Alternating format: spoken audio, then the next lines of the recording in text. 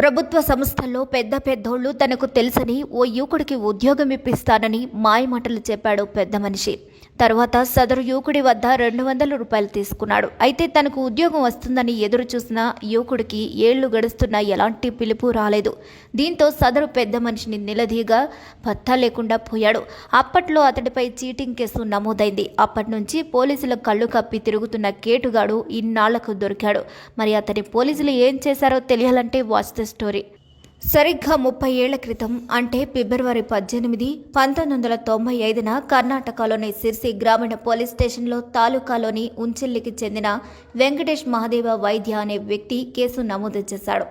అందులో బి కేశవమూర్తిరావు అనే వ్యక్తి వెంకటేష్ నుంచి 200 రూపాయలు తీసుకుని మోసం చేసినట్లు ఫిర్యాదులో తెలిపాడు.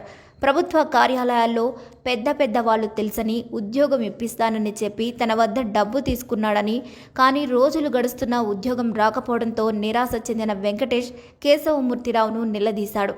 తనకు ప్రభుత్వ ఉద్యోగం రాలేదని, ఇచ్చిన డబ్బు తిరిగి ఇవ్వాలని కోరాడు. కానీ అతడు డబ్బు ఇవ్వకపోవడంతో బాధితుడు పోలీస్ స్టేషన్లో ఫిర్యాదు చేశాడు. అనంతరం అతడిపై చీటింగ్ కేసు నమోదు చేశారు.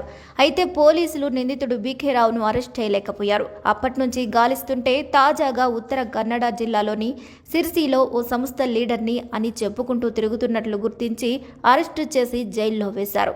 ఇటీవల సిర్సి రూరల్ పోలీస్ స్టేషన్లో సిపిఐగా పనిచేస్తున్న మంజునాథ్ గౌడ పెండింగ్ కేసుల జాబితాను పరిశీలిస్తుండగా 30 ఏళ్ల నాటి కేసు ఆయన కంటపడింది. ఇక ఈ కేసులో ఉన్న వ్యక్తికి బీకే రావు కుందాపూర్కు చెందినవాడని తెలుసుకున్నాడు. ఈ కేసును తిరిగి దర్యాప్తు మొదలుపెట్టగా కుందాపూర్ పోలీసుల నుంచి సమాచారం అందింది. ప్రస్తుతం ఉడిపి ప్రాంతంలో విధులు నిర్వహిస్తున్న Sirsi rural police station CPI Manjunath Gowda మళ్లీ కేసును తిరగతోడాడు. ఆయన బీకే రావు గురించి ఆరా తీగా నిందితుడు బెంగళూరులో ఉన్నట్లు సమాచారం అందింది. నిందితుడు బీకేరావు మొబైల్ నంబర్ కూడా తీసుకుని అతన్ని సంప్రదించారు. బెంగళూరులో జరిగిన వార్షిక క్రీడా సమావేశానికి వెళ్లిన సిపిఐ మంజునాథ్ గౌడ నిందితుడు బీకేరావు తనని సంప్రదించాడని సిర్సి రూరల్ పోలీస్ స్టేషన్ పోలీసులకు సమాచారం అందించారు. అక్కడ పోలీసులు నిందితుడిని అదుపులోకి తీసుకున్నారు.